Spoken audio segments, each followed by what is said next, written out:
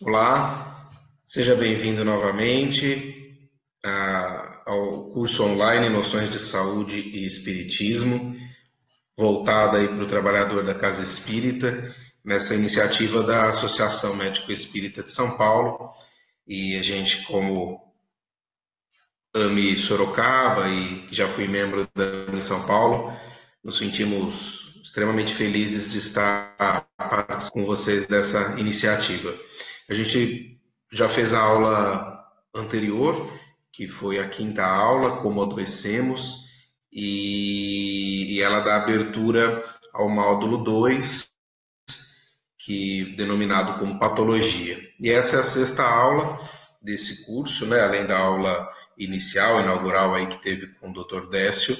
e o tema proposto para essa aula, para esse estudo, é a doença como caminho de cura,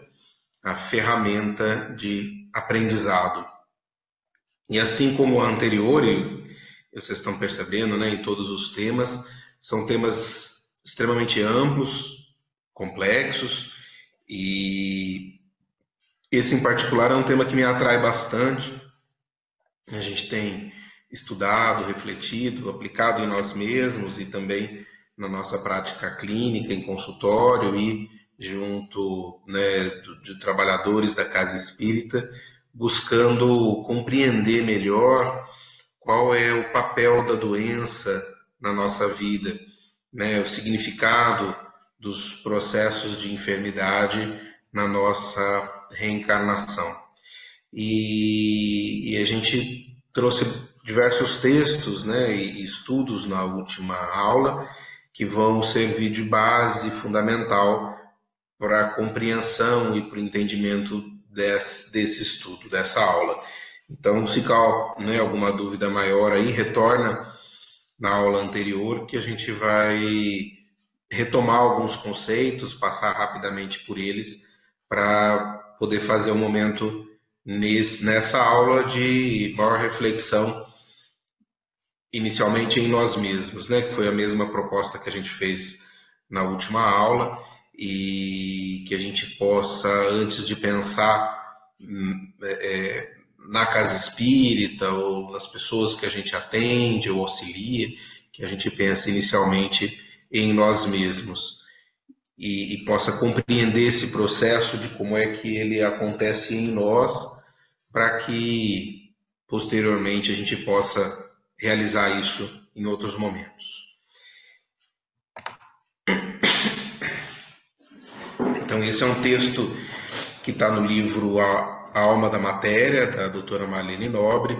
em que ela remete a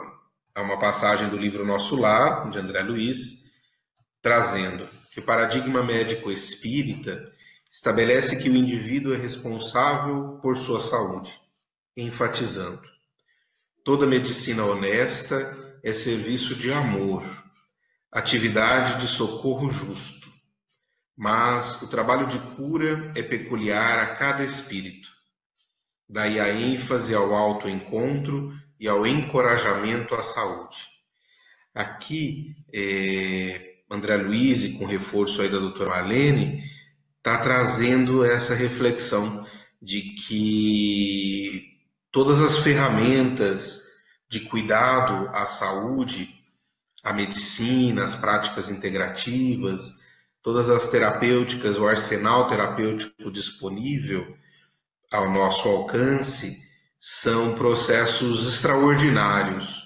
e que a gente precisa lançar mão e utilizar deles em toda a sua plenitude, com toda a compreensão do alcance ao qual esses recursos podem nos auxiliar. Mas quando nós falamos de cura dentro da doutrina espírita, dentro do paradigma médico espírita, nós não estamos falando da cura física especificamente. Nós estamos falando da cura do espírito. E esse processo de cura, ele é individual, ele é um caminho percorrido por cada um de nós. Não é possível que eu, como médico, cure do ponto de vista espiritual um paciente. nem mesmo na casa espírita, nos tratamentos de passe, de água fluidificada, nós não realizamos um processo de cura do espírito efetivamente através dessas ferramentas. Então, alguns slides a gente já apresentou, né, na aula passada, esse foi um desses, dizendo que dentro desse paradigma de trabalhar a cura do espírito, esses são 3 aspectos fundamentais. Então, sempre que a gente vai falar em cura, a gente tem que lembrar de que nós estamos falando de significa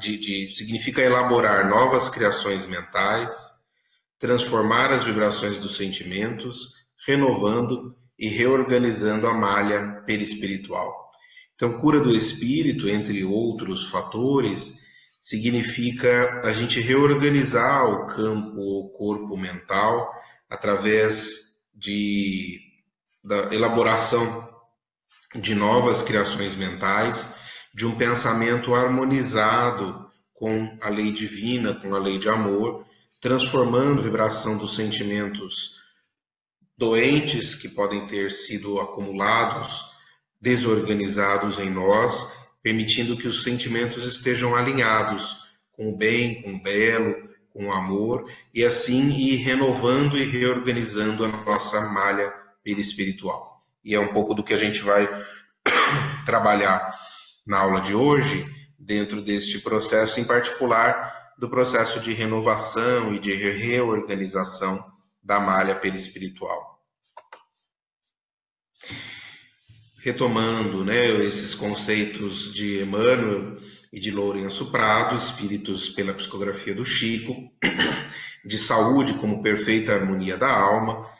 da saúde como pensamento em harmonia com a lei de Deus, e de que doença é o processo de retificar, de reorganizar, de regenerar o nosso pensamento, corrigindo erros e abusos perpetrados por nós mesmos ontem ou hoje diante da lei divina. Então a doença se manifesta na nossa vida como uma oportunidade de reorganização, corrigindo equívocos no processo de aprendizagem realizado por nós mesmos, que pode ser ontem ou hoje, diante da lei de amor, diante da lei divina. Outra definição de doença, essa por André Luiz, ele traz que doenças são problemas que carregamos conosco, criados por vícios de outras épocas ou abusos de agora, que a lei divina nos impõe em favor de nosso equilíbrio. A gente tem ali alguns exemplos que a gente pode estar sempre trabalhando e refletindo em nós, de que maneira esse processo de desconexão da lei divina, da lei do Criador, pode ir nos adoecendo. Então a gente tem a manifestação da rebeldia em nós, que é trazida como o processo inicial de adoecimento, de desconexão do Criador. Tem 2 livros que eu recomendo para vocês estarem lendo e conhecendo. Um é o livro O Homem Sadio, pela psicografia do Roberto Lúcio, em que tem diversos falar a respeito da rebeldia como processo de doença fundamental. E o outro é o livro Reconciliação, do Dr. Andrei Moreira, ambos são da Associação Médico Espírita de Minas Gerais, em que ele faz diversas reflexões em torno do tema como processo de doença, conhecidos, né, da superexcitação do orgulho e do egoísmo, que são aí os 2 grandes males da humanidade, da qual se derivam todas as demais enfermidades da alma, o materialismo, no sentido não apenas da compra de bens materiais, mas da influência da matéria dominando os nossos interesses no campo dos interesses pessoais. E os processos gerais de enfermidade podem ser amplificados por processos obsessivos. Então, a gente vai ter uma abordagem aí específica da obsessão na continuidade. E a gente tem que lembrar que os processos obsessivos podem amplificar, agravar todos os quadros de enfermidade e que a gente precisa sim ter este olhar, este cuidado e englobar o tratamento espiritual, que engloba o tratamento dos processos obsessivos dentro, quando a gente fala de saúde integral. Um outro aspecto interessante é a quebra de estruturas mentais doentes. Isso já caminharia num processo de cura propriamente dito, mas a gente tem observado isso na nossa prática clínica e também na casa espírita. Muitas vezes, quando o ser vai de encontro a si mesmo e percebe-se em profundidade naquelas questões mais íntimas que levaram ao seu processo de adoecimento, no campo das suas enfermidades morais, do orgulho, da prepotência, da arrogância, da inveja, dos ciúmes, enfim, das mazelas que nos compõem, e o ser identifica com mais clareza qual é aquilo que ele veio a reorganizar nessa existência e começa a quebrar essas estruturas mentais doentes, essas cristalizações de séculos, muitas vezes, de um padrão mental, pode trazer drenagem desse conteúdo perispiritual, desse conteúdo do campo mental para o físico, e muitas vezes o corpo funciona como um mata-borrão, né, dos antigamente, ou puxando este processo de doença de corpos energéticos mais sutis, trazendo para o corpo físico e manifestando muitas vezes em enfermidades que não simbolizam, propriamente dito, um desequilíbrio mental ou emocional, mas que traduzem um processo de reorganização do perispírito manifestando-se no físico. E aí a gente pode olhar para aquele último item, que é o da drenagem perispiritual. Então, esses dois últimos itens que estão em destaque, em negrito e sublinhado, é o que a gente convida a nós refletirmos de uma forma mais simples, mas que nos ajuda no pensamento, quando nós adoecemos. Sabemos que a enfermidade inicia no campo da alma, no campo da consciência,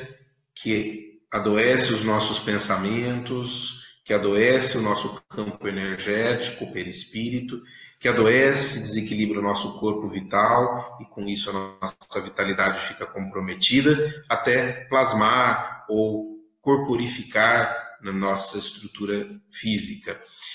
Então, quando nós adoecemos, é importante nós nos perguntarmos, será que eu estou fazendo um processo de somatização de desequilíbrios do pensamento? Ou seja, a doença está se manifestando em mim, fisicamente, emocionalmente, mas ela é só um processo de somatização de um desequilíbrio que persiste? Ou se é um processo de drenagem perispiritual? Que é o que a gente comentou anteriormente, né? O perispírito que se encontra enfermo e muitas vezes está trazendo esse conteúdo doente para o corpo físico, permitindo o reequilíbrio e saúde do ponto de vista espiritual. Por isso isso é de foro íntimo de cada um de nós, não dá para a gente julgar o indivíduo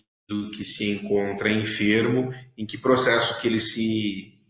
em que momento da sua trajetória que ele se manifesta. Por isso que a gente precisa ter muito cuidado quando a gente conversa sobre doenças, em fazer julgamentos ou em dar sentenças. Então, a pessoa está apresentando um quadro de câncer.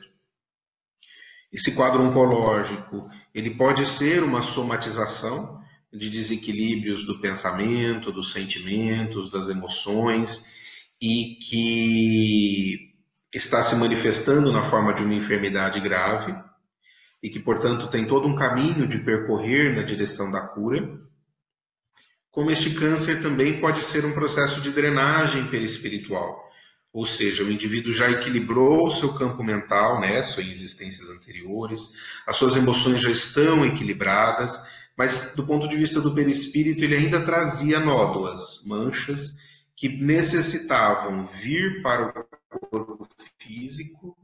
de forma a, elas mesmas são exatamente isso, mas de forma a limpar, a purificar o perispírito e assim trazendo saúde para a malha perispiritual, que é, no final das contas, do ponto de vista do ser espiritual, o que mais importa.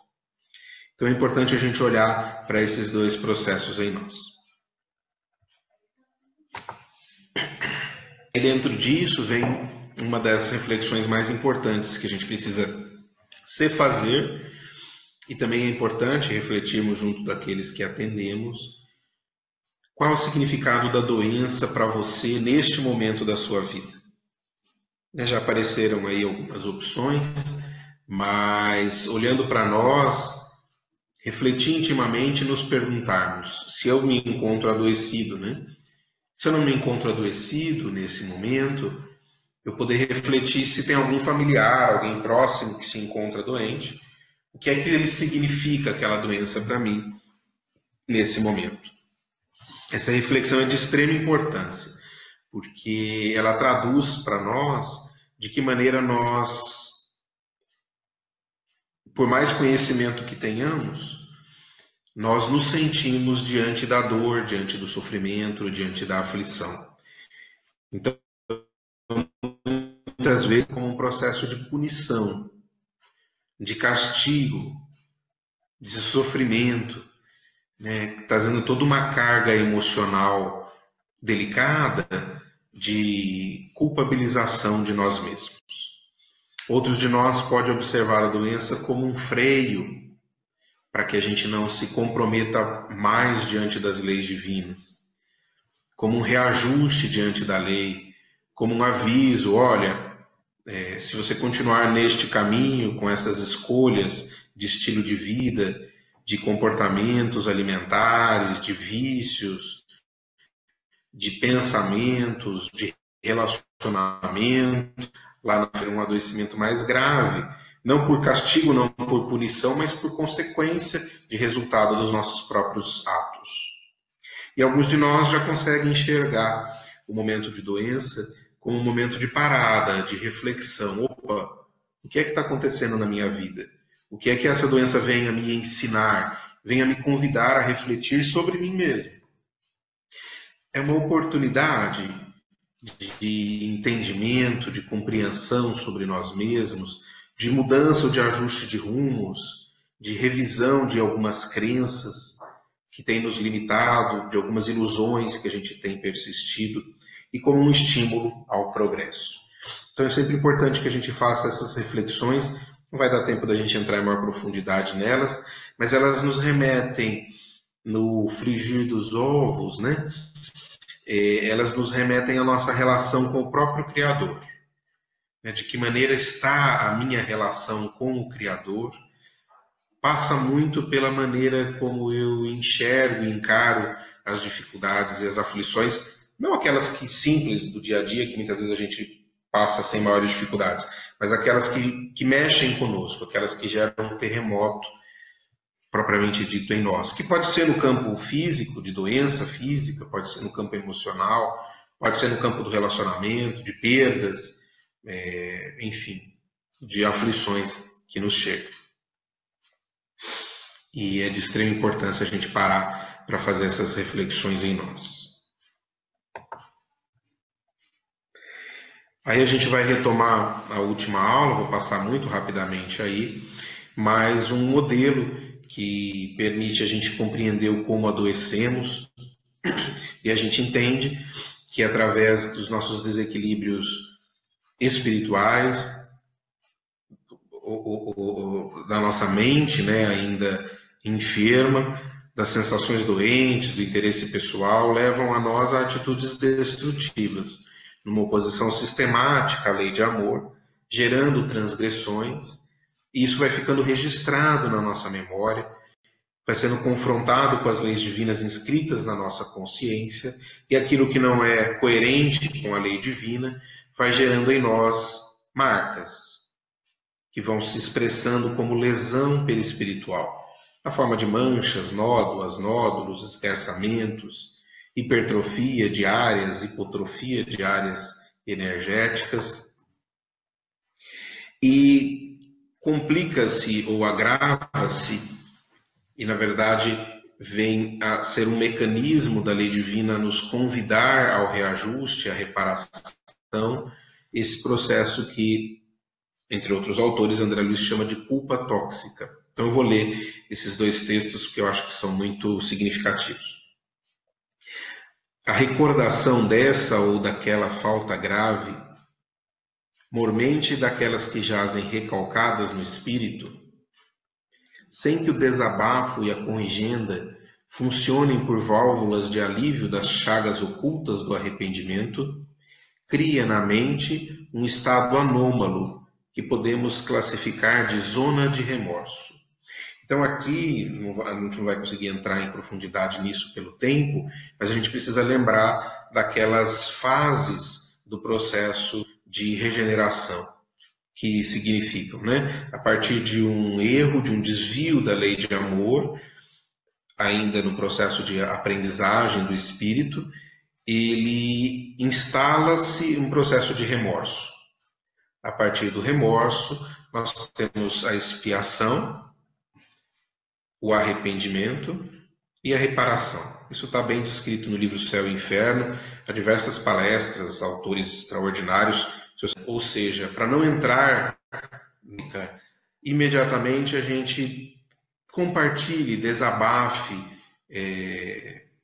os nossos equívocos com pessoas próximas ou com aquele mesmo que nós nos equivocamos e encaminhemos para a corrigenda, já para o processo de reparação instantâneo ou rapidamente. Quando isso não acontece, cria-se na mente um estado que chama-se zona de remorso, em que André Luiz descreve que a onda viva e contínua do pensamento passa a enovelar-se em circuito fechado sobre si mesmo.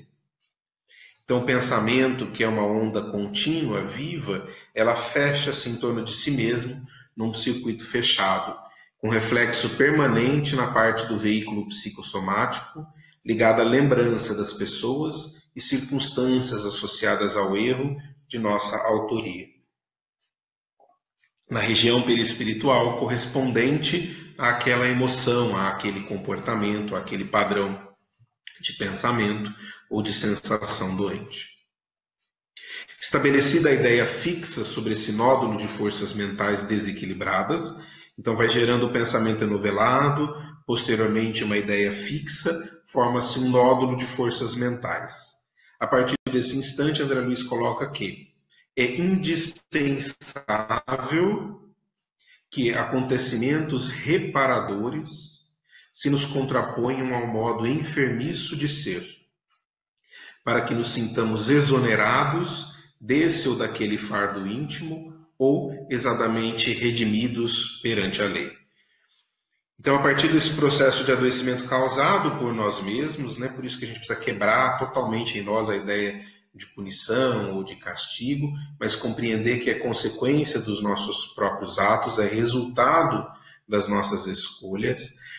É necessário, indispensável, segundo André Luiz, que acontecimentos reparadores, que podem ser de diferentes naturezas,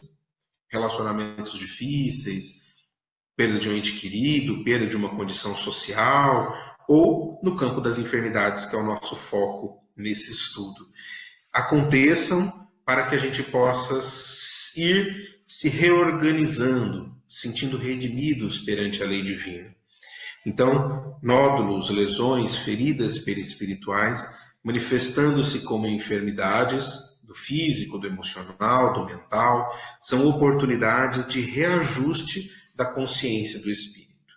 Porque se a doença inicia-se na consciência, é na consciência que a gente vai fazer um momento de reajuste, processo de reajuste. E a doença por si só não faz isso,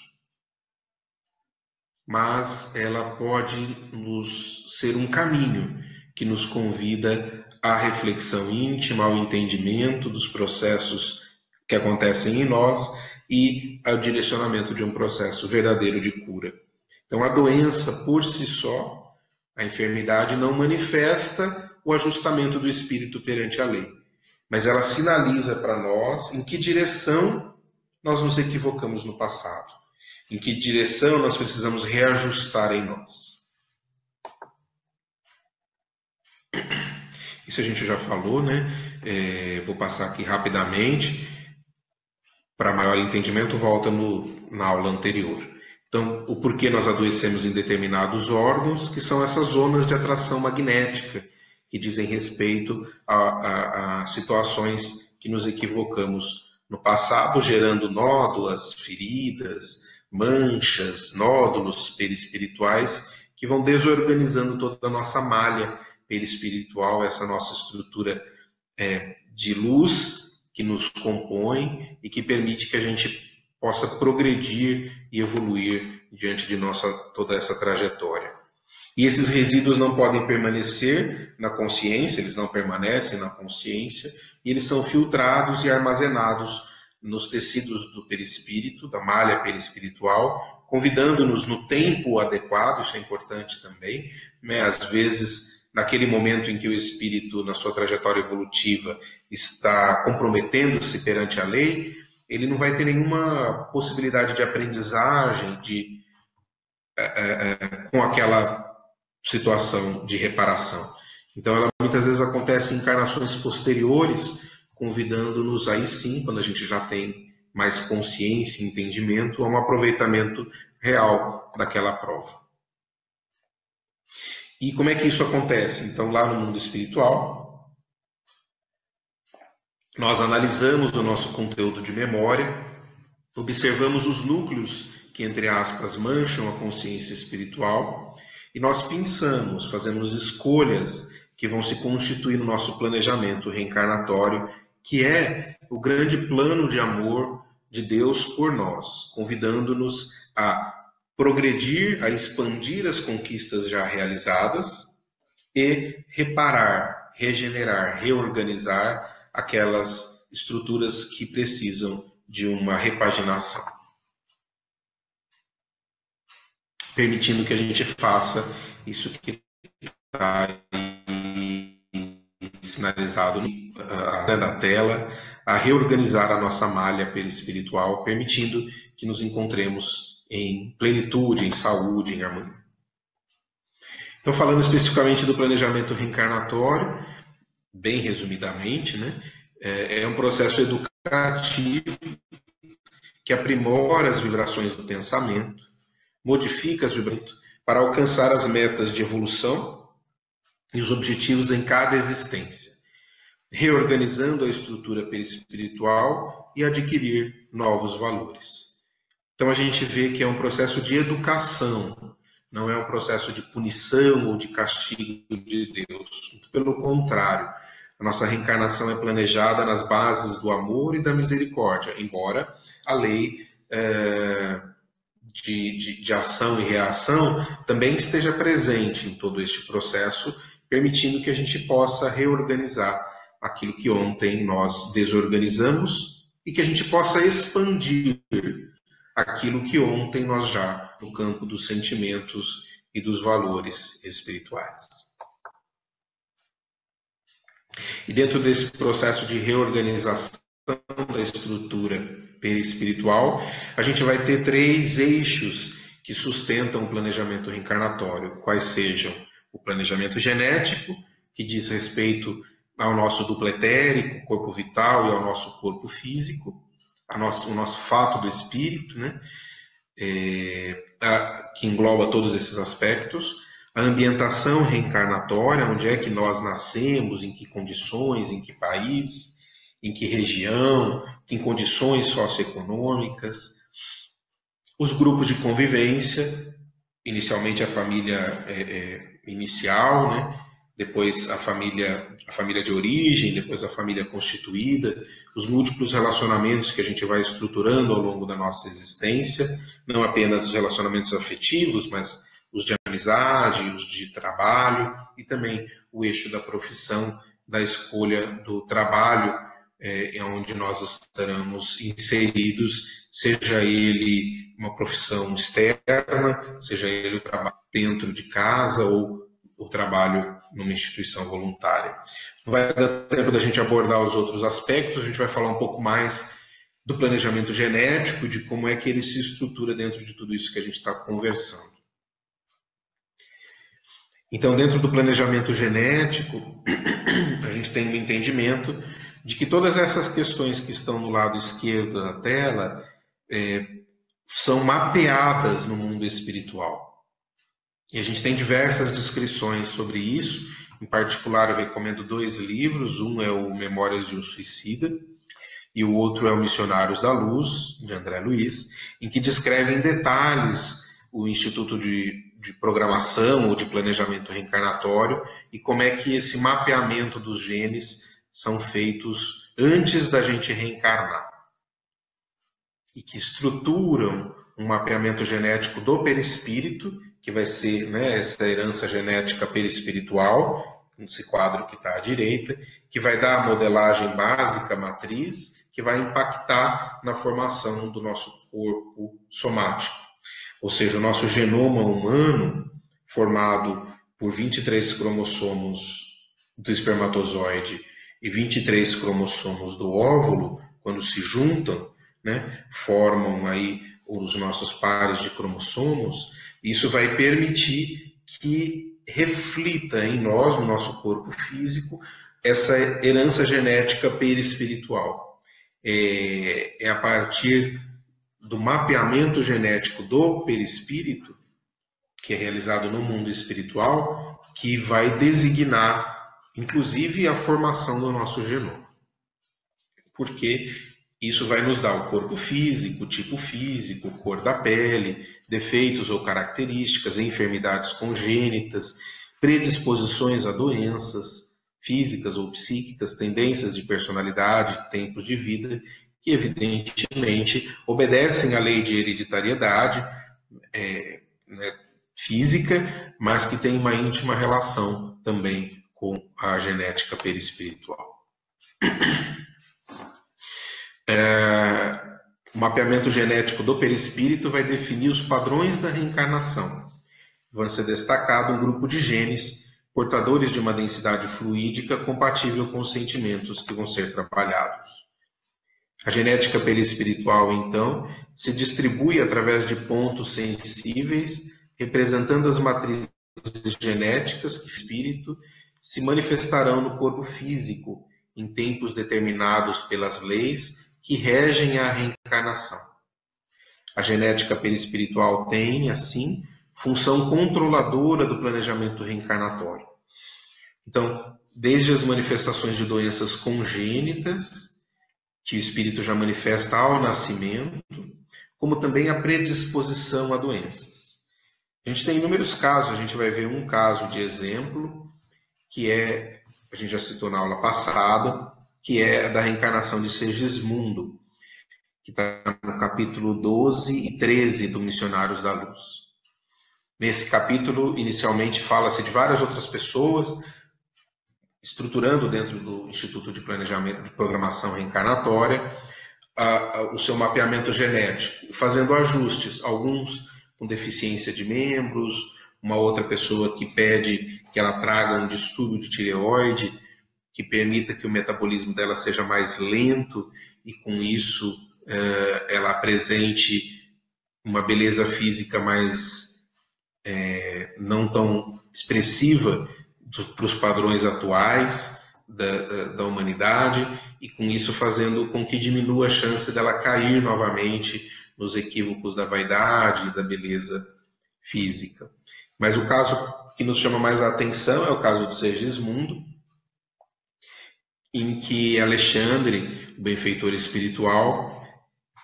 descreve que ele, num determinado momento, está examinando a geografia dos genes nas estrias cromossômicas. Isso é extraordinário, porque esse livro é de 43, se eu não me engano, e nem a descrição do DNA, da dupla fita de DNA, havia sido feita ainda por Watson e Crick. E esse livro antecipa a possibilidade de terapia gênica, porque Alexandre está fazendo ajustes ali nos genes, permitindo que o código genético do perispírito, que vai se refletir no físico de Segismundo, seja o mais compatível possível com as necessidades que ele, como espírito, traz. E uma das características é de que ele apresentaria uma predisposição física a manifestar, por volta dos seus 40 anos, uma enfermidade no chakra cardíaco, particularmente no coração, relacionado ao ritmo cardíaco. Provavelmente apresentaria uma arritmia cardíaca. E em decorrência do quê? De uma lesão perispiritual que Segismundo traz, que foi examinada no mundo espiritual, em virtude da consequência de atos equivocados do passado, em que ele elimina um rival, Adelino, através de um tiro no coração, o rival na disputa por uma mulher. E fazendo isso, ele lesiona o seu centro de força e permite que, em manifestação do seu ato e também dos sentimentos acarretados por este ato, que geram uma lesão profunda no seu espírito. E numa próxima reencarnação, agora como Segismundo, ele traz essa predisposição, vai se manifestar mais ou menos na época em que ele se deixou levar por esses instintos, por esses impulsos do orgulho, da posse, da ambição, da impulsividade, e que vão se manifestar novamente. Não apenas drenando um conteúdo perispiritual doente, mas também convidando o Segismundo a rever os seus padrões de pensamento. E André Luiz traz esse texto que é extraordinário para a gente compreender isso, do Evolução em Dois Mundos, dizendo que a hereditariedade relativa, mas compulsória, lhe talhará o corpo físico de que necessita em determinada reencarnação. Então a gente tem a hereditariedade relativa, mas compulsória, que diz respeito a todas as nossas necessidades de ajuste ou de reajuste nessa reencarnação, e que lhe talhará, lhe designará o corpo físico de que necessita, não lhe sendo possível alterar o plano de serviço que mereceu ou de que foi incumbido, segundo as suas aquisições e necessidades, mas pode sempre, pela própria conduta, feliz ou infeliz, acentuar ou esbater a coloração dos programas que lhe indicam a rota. Então, trazendo o exemplo aí de Segismundo, e há diversos outros, né, nas obras de André Luiz e de outros autores espirituais, a gente entende que, se André Luiz se mantivesse num padrão de pensamento equivocado, ligado aos impulsos, à impulsividade, à cólera, à agressividade, à posse, à ambição, aos ciúmes, à inveja, provavelmente, se mantivesse nesse padrão durante os 40 anos, a manifestação daquela enfermidade de uma arritmia cardíaca seria muito grave, porque ele viria a trazer um impacto direto de parada, de reflexão e de necessidade de reajuste. Na medida em que ele fosse fazendo um processo de autoconhecimento ao longo da sua vida, percebendo essas tendências da sua alma, reorganizando, trabalhando fortemente no bem e no sentido de construção de virtudes que viessem a atenuar padrões de pensamento doente, então na construção da calma, da mansuetude, da paciência, da reflexão, do impulso controlando os impulsos, provavelmente a arritmia se manifestaria de uma forma mais leve, permitindo que ele desempenhasse as suas atividades do seu dia a dia sem maiores comprometimentos. Esse é um outro livro que eu gosto muito, e a gente caminhando aí para a fase final da nossa aula de hoje, trazendo que a doença é um lembrete para mudar o nosso modo de ser e corrigir a direção da nossa jornada para a totalidade, o destino para onde a cura nos leva. Então, sempre que a doença se manifestar em nós, mesmo que a gente controle ela, por exemplo, com beta-bloqueador, no caso de uma arritmia, de um antihipertensivo numa hipertensão, de um medicamento para o diabetes, de um antidepressivo, de um analgésico para cefaleia, de um imunoestimulante para os quadros de baixa imunidade, de um medicamento que controle os processos imunológicos nas doenças autoimunes, que a gente não paralise os nossos esforços em controlar os sintomas, mas busque o controle dos sintomas, sim, utilizando os recursos da medicina alopática e das medicinas das práticas integrativas, mas que a gente vá além e possa refletir em nós qual é o lembrete que essa doença está me trazendo, qual é o convite à reflexão, qual é a oportunidade de mudança que ela está nos trazendo. E aí a gente trouxe um modelo que tem nos auxiliado no nosso trabalho de consultório e também na nossa vida pessoal, e que a gente compartilha com vocês para que talvez possa ser útil para algum de vocês, embora existam inúmeros outros modelos também de compreensão e de construção da saúde integral. Esse modelo a gente trouxe na compreensão do que a gente já fez na outra aula, de que a doença inicia no campo do espírito, a gente pode chamar também no campo da consciência, e acomete o corpo mental, os nossos pensamentos, as nossas crenças, os padrões mentais,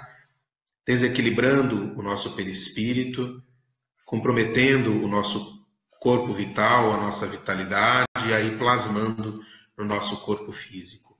Então a doença vem numa causação descendente, a gente pode chamar, né? Imagine uma flechinha, né? Essa flecha amarela descendo aí do espírito para o corpo físico, embora também haja impacto do físico no espiritual, e o nosso processo de cura por maneiras. Ou ele se dá quando há uma plena compreensão da consciência sobre o seu significado e o seu propósito de vida,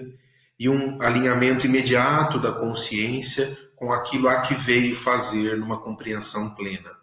E aí o espírito pode desbloquear os programas de ação que estão nos outros níveis e instantaneamente curar-se. É aí que a gente compreende as curas instantâneas, né? Aquelas que o Cristo realizou e inúmeros outros, aonde acessa a consciência, o indivíduo amplia o seu entendimento, compreende imediatamente e desencadeia uma série de reações que vão reequilibrando o corpo mental, perispírito, corpo vital e o corpo físico. E a maioria de nós, a imensa maioria de nós, a cura se dá no sentido contrário. Então, a necessidade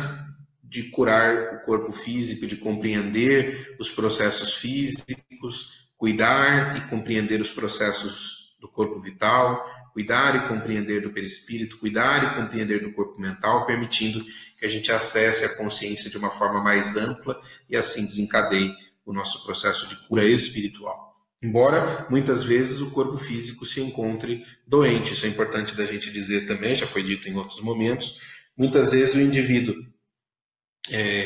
encontra-se doente do físico, mas absolutamente iluminado do ponto de vista dos demais corpos sutis e do espírito propriamente dito. A gente tem um exemplo clássico aí do Chico, que já foi trazido em outras aulas, do Chico Xavier, que trazia diversas manifestações do corpo físico na forma de enfermidades, mas que se encontrava em equilíbrio possível dentro do nosso padrão evolutivo nos demais campos e também na sua consciência, no seu espírito. E a gente trouxe um esqueminha, algumas ações, não está fechado, evidentemente, mas que podem nos sugerir, e quando a gente adoece, eu sempre falo, né, a gente trata sim o corpo físico, se há necessidade disso, às vezes não há, mas a gente precisa cuidar principalmente do corpo vital, das dimensões mais sutis do perispírito, tratar o corpo mental, buscar, tratar e compreender a dimensão do espírito, para que a gente verdadeiramente caminhe na direção da cura. Então, se há um comprometimento do corpo físico, a prática da medicina alopática, aquilo que a gente está habituado nos consultórios, é necessário, é importante para estabelecer lesões até a morte do corpo físico, ao qual não permitiria a continuidade nessa encarnação do seu processo de cura, mas seria desencadeado no mundo espiritual ou em outra encarnação. Então, a necessidade de cuidar, sim, do corpo físico. E aí a gente amplia para o cuidado do perispírito, em particular a gente falando do corpo vital ou do duplo etérico, desde as terapias naturais. Então, aqui estão terapias mais de baixo para cima, embaixo mais materializadas, a gente pode dizer assim, subindo mais sutis. Então, as terapias naturais, com a fitoterapia extraordinária, recurso de tratamento do corpo vital, além do corpo físico, os florais de Bach, água fluida, olha aqui o exemplo da casa espírita, onde a água fluida pode entrar como um cuidado do corpo vital, subindo aí um pouquinho a medicina vibracional, como a homeopatia, acupuntura, antroposofia, outras práticas de recursos médicos, subindo um pouquinho mais as terapias bioenergéticas, como o Reiki, o Jorei, especialmente para nós espíritas, o passe. Então, olha onde que o passe entra na renovação de fluidos, na substituição de fluidos doentes por fluidos saudáveis, na reharmonização dos centros de força. E uma outra subindo ali, que são terapias corporais e motoras. Aqui não é atividade física, tá? Atividade física é imprescindível à saúde e ela está ali dentro da medicina alopática, né? Do cuidado ao corpo físico, que é necessário fazer, assim como os cuidados alimentares e todos os processos que cuidam do corpo físico. Quando a gente fala de terapias corporais e motoras que tragam consciência corporal, a gente está falando de algumas práticas em específicas que trabalham mente e corpo, como a yoga, tai chi, em alguns níveis até o próprio Pilates e outras técnicas da fisioterapia, como a microfisioterapia e outras, que trabalham nessa integração entre mente e corpo.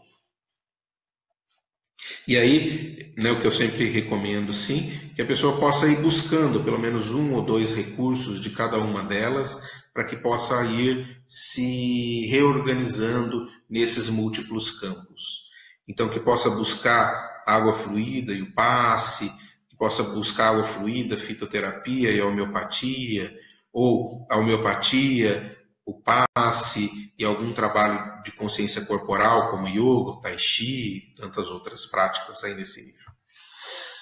Para que a gente possa ascender ao corpo mental na renovação dos nossos pensamentos, das nossas emoções, das nossas crenças, para que a gente possa reorganizar o nosso padrão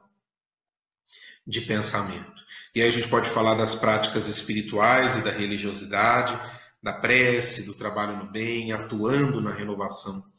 desses processos íntimos e que a gente tem um alcance na casa espírita, as terapias artísticas, como a arte-terapia, a musicoterapia. Na casa espírita a gente pode trabalhar a arte do espírito, né? Não a arte para manifestação de apresentações, não é isso, mas é a arte trazendo a oportunidade de se conhecer, de se trabalhar e de reorganizar os conteúdos energéticos. Os trabalhos de psicoterapia nos consultórios aí de psicólogos e de terapeutas, particularmente que trabalhem a ressignificação dos fatos.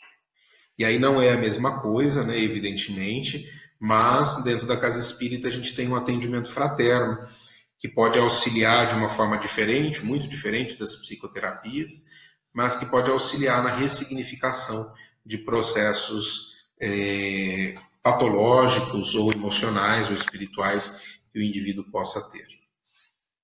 As terapias mente e corpo, mais sutis, em particular os processos de meditação, de relaxamento, de visualização, que propõem um acalmar da mente, que propõem que a mente se aquiete diante dos múltiplos padrões de pensamento que a gente produz no dia a dia, para que a gente possa aquietar, e com isso perceber a nós mesmos, estar mais presente na vida, não mergulhando nos pensamentos de preocupações com o futuro e nem amarrado com os pensamentos do passado, mas permitindo que a gente possa viver o momento presente. Entre eles tem várias técnicas de meditação, eu gosto muito de uma técnica que se chama Mindfulness. E o espírito, né? A gente pode colocar aí alguns caminhos, existem outros, mas a busca, então, equilibrando o físico, equilibrando o vital, equilibrando o perispírito propriamente dito, buscando uma harmonização e equilíbrio do campo e do corpo mental, para que a gente possa, em concomitante, né, porque tudo isso é junto e integrado, mas direcionar verdadeiramente ao que importa na cura do espírito, que é encontrar o nosso significado, o nosso propósito existencial, o objetivo reencarnatório, aquilo a que vim fazer e fazer. Então, o Evangelho de Jesus como roteiro no caminho da caridade, do amor, do significado, do propósito, a missão de vida, do desenvolvimento das virtudes em nós, como a fé, a esperança e tantas outras, no processo de autoconhecimento e de transformação íntima.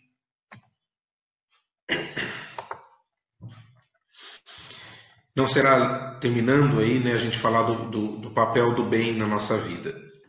Não será lícito, porém, esquecer que o bem constante gera o bem constante. E mantendo a nossa movimentação infatigável no bem, todo o mal por nós amontoado se atenua gradativamente. A frase do Cristo, né, do amor cobre uma multidão de pecados, que vai desaparecendo no impacto das vibrações de auxílio e amor puro, sem necessidade expressa de recorrermos ao concurso da enfermidade para eliminar os requisitos de trevas que isso nos incorpore ainda ao fundo mental. Então vem a lembrança de que, embora a gente traga processos ligados a lesões perispirituais que se manifestam em predisposições, que vão se manifestar em tendências e impossibilidades de adoecimento, a gente não pode esquecer do bem constante, da movimentação infatigável no bem, e que muitas vezes as enfermidades se manifestam porque há necessidade da drenagem perispiritual, mas que elas de maneira alguma nos impedirão que a gente possa continuar o nosso trabalho no bem e no amor, como temos inúmeros exemplos na literatura e de espíritos ligados ao bem e ao amor. E de que o bem vai limpando, vai reorganizando, vai eliminando os requisitos de trevas que ainda nos incorpore ao fundo mental. Por quê? A movimentação das energias no ato da caridade, no bem, vai sendo assimilada por nós, pelo Espírito, como valiosa sensação de bem-estar e alegria, demonstrando o valor do bem e a sua força. Então, nessa imagem aí à esquerda, vai esses eflúvios da movimentação das energias, impactando e trazendo bem-estar e alegria ao ser. E o bem tem campo de expansão até a consciência, porque quando nós agimos no bem, nós estamos agindo em harmonia com a nossa consciência. E essa energia, quando acompanhada do processo reflexivo, é filtrada pela consciência. Filtrada pela consciência, ela permite o ajustamento entre o código de consciência do espírito e o código moral representado pelas leis divinas, fazendo assim o processo de reparação. Porque lembra que a gente falou lá do remorso, expiação, arrependimento, a reparação, que é a última fase desse processo de regeneração, né? Permitindo que a gente possa reparar com o bem onde ontem semeamos o mal. E aí o bem vai movimentando as correntes energéticas do perispírito, alcançando todas as estruturas, na imagem aí representada, absorvendo a energia do bem pelo centro coronário, gerando um fluxo constante de energia renovadora, que vai expandir e harmonizar os centros de força do perispírito. Voltando aí para a esquerda, os atos constantes no bem vão gerando saúde, equilíbrio e felicidade, permitindo que os nossos centros de força vão se harmonizando, se reorganizando. A nossa malha perispiritual vai expressando a luminosidade das suas células e assim a gente encontre o brilho, da veste nupcial, o brilho do nosso perispírito em harmonia e em saúde, dentro daquilo que é possível ao nosso padrão evolutivo de hoje. E a terapia complementar espírita, que vai ser trabalhada em outras aulas, mas aí fica a nossa lembrança da querida doutora Marlene Nobre, que trouxe a importância do que significa o tratamento da casa espírita, que muitas vezes a gente para ali nas duas primeiras, na prece, na fluidoterapia, mas que elas são só a porta de entrada, para que a gente também cuide do Evangelho, as leituras edificantes, a meditação, a reflexão, a desobsessão nos grupos mediúnicos quando indicado, o desenvolvimento mediúnico quando recomendável, o trabalho assistencial e a construção mental no bem como pilares fundamentais da sustentação da saúde. Tudo isso trazendo equilíbrio para o crescimento interior e estimulando para aquilo que verdadeiramente cura, que é o autoconhecimento, o desenvolvimento das suas potencialidades espirituais, o ênfase na reforma interior, na renovação dos sentimentos e pensamentos, ponto básico para o aperfeiçoamento espiritual e o desenvolvimento das virtudes. Então, que a gente possa, como trabalhador espírita, cada vez mais compreender que a gente precisa dos recursos, do passe, da água fluidificada, da prece, fundamentalmente, mas que eles são alicerces para que a gente possa caminhar na direção daquilo que verdadeiramente cura o espírito. Muito obrigado a cada um que esteve aí assistindo, refletindo junto com a gente, e estamos todos juntos, A gente aqui não está na postura de alguém que encontra-se curado das suas mazelas, muito pelo contrário, estamos aí num esforço íntimo, sincero e verdadeiro para que possamos compreender aquilo que de nós se encontra enfermo e quais as ações que a gente pode pôr em prática verdadeiramente para nos curarmos. Então, que possamos orar uns pelos outros para que a gente possa sair do processo de provas e expiações e verdadeiramente entrar no processo de regeneração nessa encarnação. Até mais, bons estudos e boas reflexões a todos.